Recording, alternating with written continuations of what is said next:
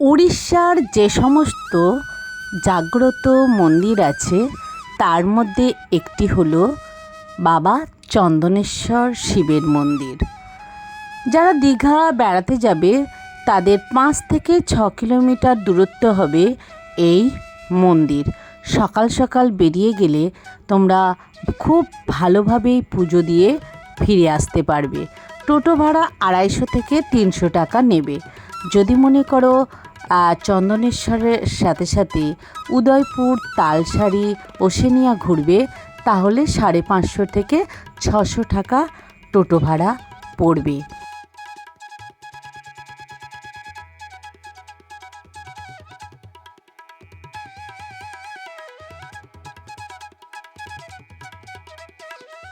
আমরা এখন যাচ্ছি হচ্ছে চন্দনেশ্বর শিব মন্দির, তাই তো ভাই? চন্দনেশ্বর শিব মন্দির যাচ্ছি, চলো।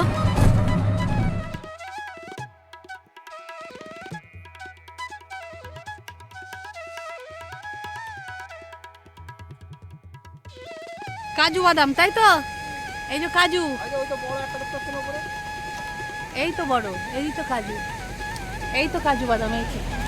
বাহ, দেখতে পাচ্ছ কাজু? এই দেখো একটা কাজু, এগুলো কিন্তু কাজু গাছ। দেখো কাজু হয়েছে, দেখো কই, ওই যে বড়টা না, অনেকটা দূরে আছে। এই যে একটা এইটা কাজু, তাই তো? নিচেরটা কাজু, উপরেটা আছে গেঞ্জি। ওই যে কাজু, ওপরেরটা ফল, নিচেরটা কাজু, তাই তো? আমরা এবার চন্দনেশ্বর মন্দিরের কাছাকাছি একদম চলে এসেছি। আমরা তোমাদের দেখাবো যে মন্দিরের সামনে কি কি আছে। তো মন্দিরের সামনেই তোমরা, আমাদের এই যে টোটো এসে এখানে দাঁড়িয়ে গেছে, আমরা নেমে গেছি। মন্দিরের পাশেই তোমরা এই ধরনের ডান দিকেই বিভিন্ন পুজো কেনার সামগ্রী পেয়ে যাবে। তোমরা এছাড়া বাড়িতে নিয়ে যাওয়ার জন্য বিভিন্ন জিনিসও তোমরা কেনাকাটা এখানে করতে পারবে। বিভিন্ন ধরনের কিন্তু এখানে জিনিস আছে। তো কেউ যদি মনে করো যে আমরা বাইরে থেকে কিনে নিয়ে যাব, তাহলে তোমরা কিনে নিয়ে যেতে পারবে।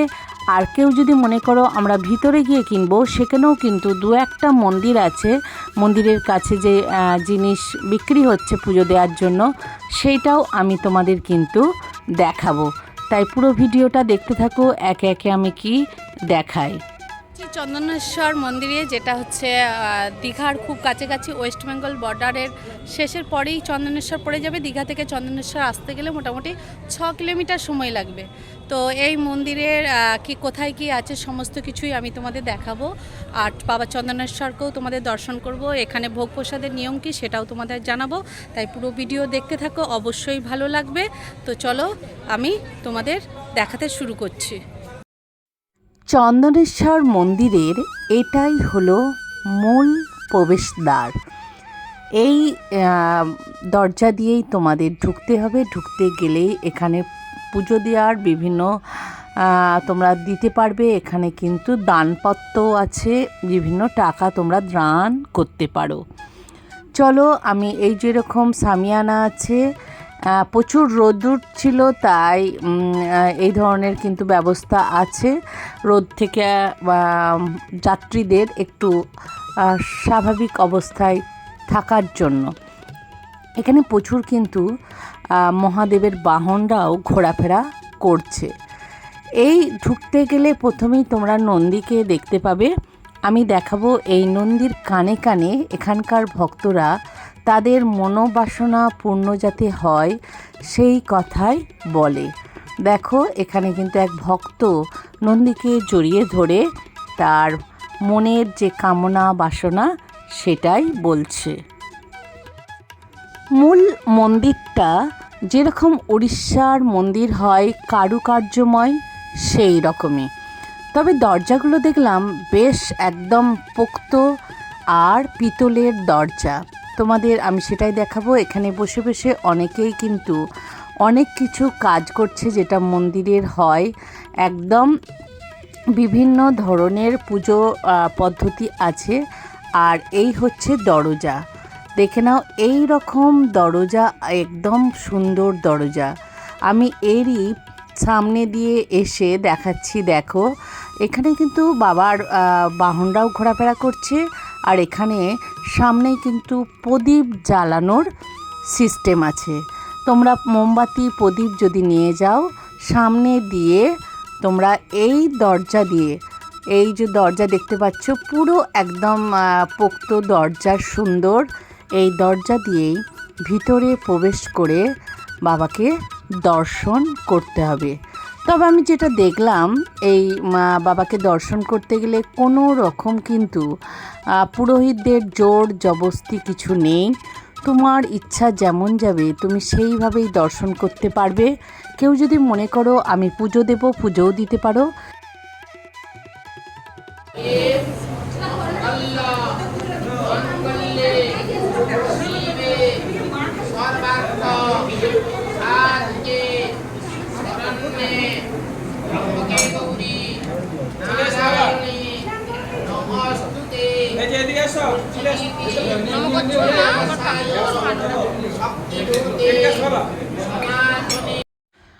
এখানকার চন্দনেশ্বর, বাবা চন্দনেশ্বর নাকি 18 ফুট নিচে, কেউ কিন্তু বাবাকে দেখতে পায় না, এতটাই গভীরে বাবা থাকেন।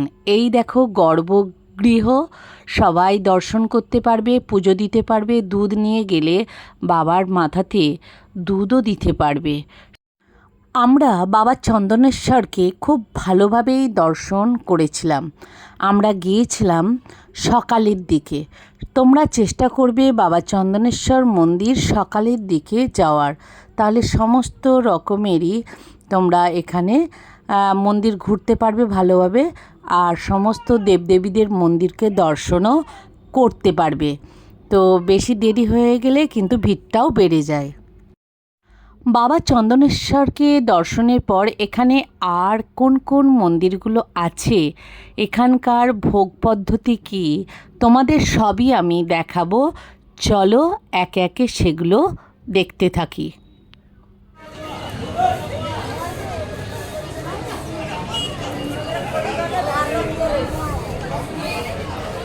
নিচে নিচে মা তোলো, নিচে থেকে আমি দাঁড়িয়ে তুলে নাও, ব্যাস। এ কি মা মনসা? না, এটা রাধা মাধব, রাধা কৃষ্ণ, রাধা মাধব। রাধা মাধব। ও আচ্ছা। আর গোপাল আছে, গোপাল আছে, রাধা মাধব আছে। ও এরপর চলো তোমাদের আমি জগন্নাথ মন্দিরে নিয়ে যাব, যেখানে জগন্নাথ, বলরাম, সুভদ্রা আছে।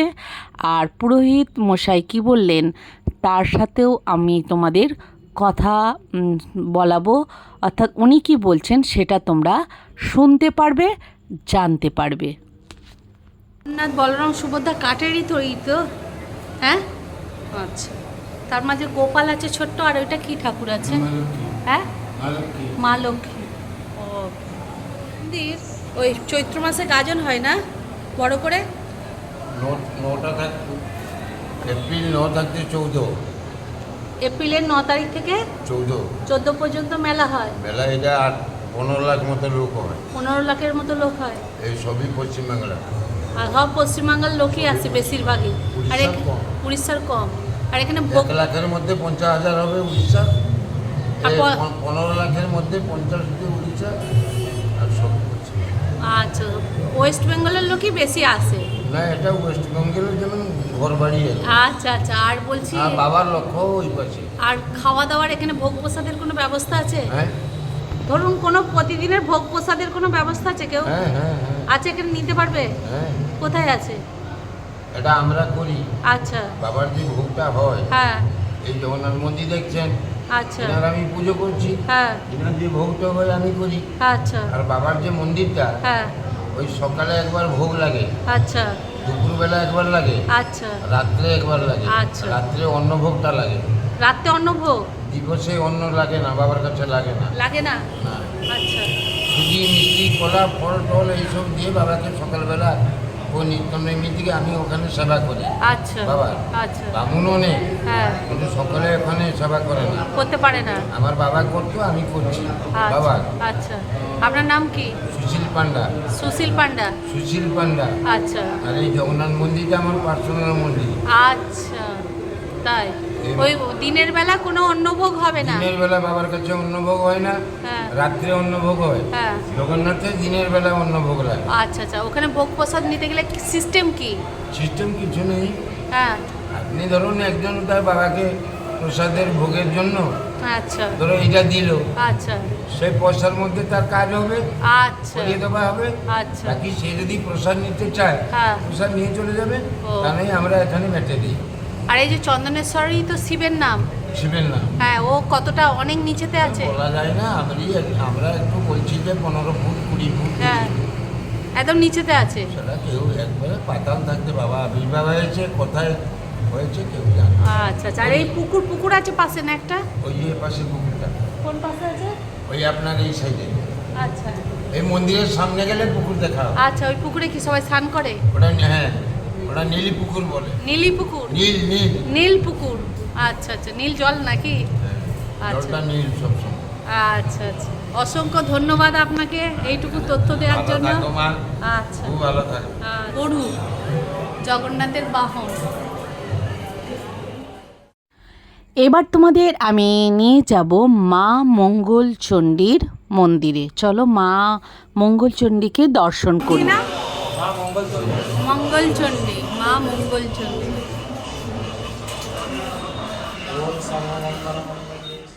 এবার তোমাদের দেখাবো বাবা চন্দনেশ্বরের রান্নাঘর, ওখানে কিভাবে রান্না ভোগ হচ্ছে। রান্না হয় যারা দিতে চায় নাকি? হ্যাঁ, ও এটা চন্দনেশ্বরের রান্নার ইয়ে। ও দিনের বেলা যেটা হয় সুজি টুজি যেটা হয়, অন্নভোগ তো হয় না। অন্নভোগ আর 4টা মন্দিরও বাবার কাছে সুজির ভোগ লাগে। তো চন্দনেশ্বর বাবা শুধু সুজি ভোগ, রাত্রির বেলা অন্নভোগ। হ্যাঁ রাতে অন্নভোগ হয়। এটা হচ্ছে রসুই, তাই তো? ও আচ্ছা আচ্ছা, সুজি ভোগ বাবারও হচ্ছে, হ্যাঁ আর এখানে রাধা মাধব খান সুজি ভোগ দিনের হ্যাঁ। বেলায়, আর রাত্রে বাবা অন্ন ভোগ খান। রাত্রে অন্নভোগ খাবে। আর রাধা মাধব রাতে কটায় অন্নভোগ দেওয়া হয়? সন্ধ্যার পরে পরে 7টা। 7টা। আর এই ইয়ে এ ভোগ অন্ন ভোগ দিনের বেলায় রাধা মাধব খান, আচ্ছা জগন্নাথ, ওরা খান। হ্যাঁ, দুর্গা মা খান, আর এই পাশে চণ্ডী মা। ওকে ওকে। এবার চলো মন্দিরের পিছনের দিকটা দিয়ে আমি যাই, তোমাদের সেটা দেখাই। পিছনের দিকটা দিয়ে গিয়ে আর কি আছে ওখানে সেগুলোই তোমাদের আমি একটু একটু করে দেখানোর চেষ্টা করছি। তোমরা দেখতে থাকো, পুরো বাবা চন্দনেশ্বর মন্দিরটাই তোমাদের ঘোরাবো। দেখো, পুজো দেওয়ার জন্য যারা বিভিন্ন জিনিস কিনতে চাইবে তারা কিন্তু পুজো মানে মন্দিরের ভিতরেও কিন্তু পুজো দেওয়ার জিনিস পেয়ে যাবে। দেখতে পাচ্ছ প্রচুর কিন্তু দোকান আছে, এখানে জিনিস তোমরা কিনতে পারবে। আর এই হচ্ছে মনে হয় সাক্ষীগোলা গোপাল, দেখে নাও, মনোবাসনা কামনা পূর্ণ করার জন্য কিন্তু এই যে মন্দির দেখতে পাচ্ছ সব কিন্তু এই যে ডুরি টাকা সব বেঁধে গেছে।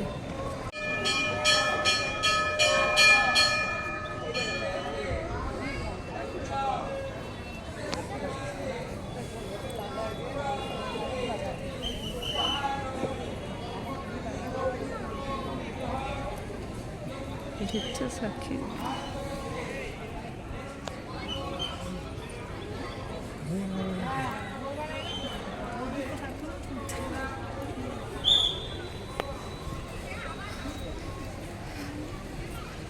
যজ্ঞর কুণ্ড।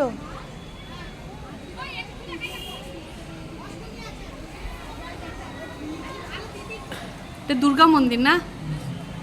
কোনটা যাওয়া যাবে?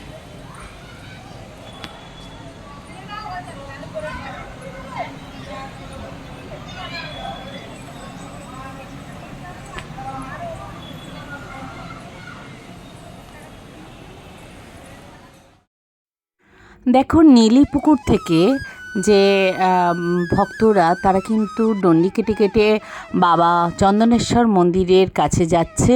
বিভিন্ন মনোবাসনা পূর্ণর কারণে তারা কিন্তু এই ধরনের কিন্তু ডন্ডি কাটে, সেটাও তোমাদের আমি দেখিয়ে দিলাম। এই হচ্ছে সেই নীলি পুকুর। শোনা যায় যে নীল রঙের জল বলেই এই ধরনের নাম। তো আমিও পুকুরে গেলাম, গিয়ে একটু জল মাথায় নিলাম বাবাকে স্মরণ করে। এই সেই নীলি পুকুর, যেটাকে নীল পুকুর বলা হয়। দেখে নাও, পুকুরটা বেশ ভালো, চতুর্দিক বাঁধানো, পরিষ্কার পরিচ্ছন্ন কিন্তু এই পুকুরের জল। দেখো আমিও এসে মাথায় জল নিচ্ছি বাবাকে স্মরণ করে। প্রতিদিনই দূর দূরান্ত থেকে ভক্তরা এখানে আসেন, কারণ তাদের মনোবাসনা বিভিন্ন পূর্ণ হয় এই বাবার আশীর্বাদে। তো সেই কারণে প্রতিদিনই প্রচুর কিন্তু ভক্তদের সমাগম হয়। জায়গাটা অনেকটাই আছে, পুরো দেখতে পাচ্ছ প্রচুর পরিমাণে জায়গা আছে, কোনো অসুবিধা নেই। এখানে কোনো রকমের কিন্তু কারো কোনো অসুবিধা হবে না। পাণ্ডার বা পুরোহিতদের কোনো জোর জবস্তি কিচ্ছু নেই। অনায়াসেই ভালোভাবে পুজো দিয়ে তোমরা বাড়ি যেতে পারবে। তাই বন্ধুরা, ভিডিওটা কেমন লাগলো অবশ্যই জানিও। আমি তোমাদের দর্শন করালাম বাবা চন্দনেশ্বরের সাথে সাথে আরও যে মন্দিরগুলো আছে সেগুলো। তো চলো আজকের মতো এখানেই রাখি।